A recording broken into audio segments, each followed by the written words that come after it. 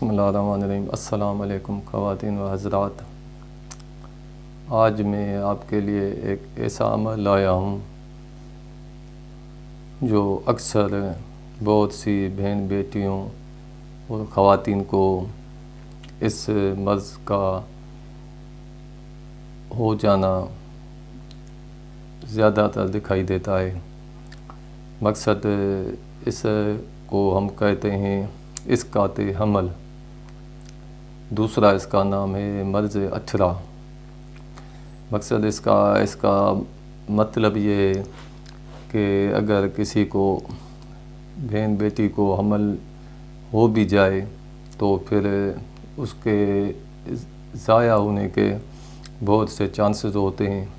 مطلب ایک مرتبہ اگر حمل ہو گیا تو 2 مہینے میں، 3 مہینے میں، 4 مہینے میں وہ ضائع ہو جاتا ہے، اور اگر ایک مرتبہ ایسا ہو جائے تو پھر تو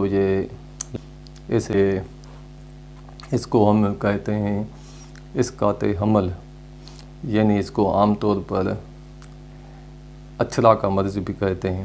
اور دوسرا اچھرا اس کو بھی کہتے ہیں اگر بچہ پیدا بھی ہو جائے اپنے ٹائم پر 9-10 مہینے میں تو اس کے بعد بھی وہ زندہ نہیں رہتا، تو اس کے لیے بھی اسی کو بھی مرض اچھرا کہتے ہیں۔ اسی لیے میں آپ کے لیے بہت ساری خواتین جاتی ہیں، ڈاکٹروں کے پاس جاتی ہیں، حکیموں کے پاس جاتی ہیں، ادھر ادھر جاتی ہیں، دعا تعویذ وغیرہ سب کچھ کراتی ہیں، پھر بھی ایسا ہوتا رہتا ہے۔ شفا تو اللہ پاک کے ہاتھ میں ہوتی ہے، لیکن ہمارے لیے تو اللہ پاک کی طرف سے قرآن مجید، قرآن کریم ایک شفا ہے۔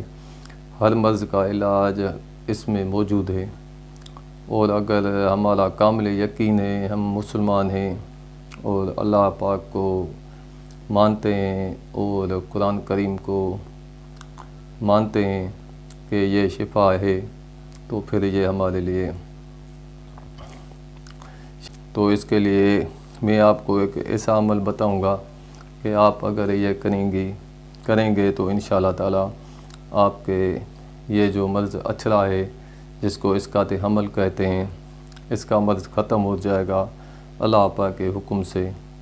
تو اس کا عمل یہ ہے کہ آپ سورہ صافات آیت نمبر 76، سورہ صافات آیت نمبر 76، یہ ہے قرآن کریم کی آیت۔ یہ سورہ صافات میں 76 نمبر آیت کا نمبر ہے۔ یہ آیت آپ 11 مرتبہ صبح کو، 11 مرتبہ رات کو پڑھیں، اور اس کے پڑھنے سے پہلے بھی اور آخر میں درود ابراہیمی پڑھیں۔ درود ابراہیمی نہیں ہے تو کوئی بھی درود پڑھ سکتی ہیں۔ پھر اللہ پاک سے آپ دعا مانگیں تو انشاءاللہ تعالی آگے یہ آپ کا مسئلہ ہمیشہ کے لیے ختم ہو جائے گا اللہ پاک کے حکم سے۔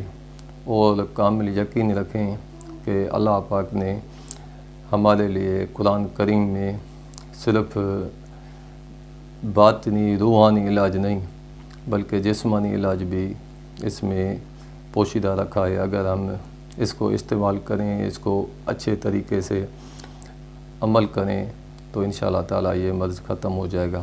اس کے ساتھ اگر کوئی علاج بھی کرنا چاہے تو اس کے لیے میں ایک آزمایا ہوا نسخہ آپ کو بتا رہا ہوں، وہ بھی اگر آپ کریں گے تو انشاءاللہ تعالی ایسے سمجھے کہ 20 آدمیوں کو میں نے یہ بتایا ہے، انہوں نے اپنے گھر میں یہ استعمال کی ہے۔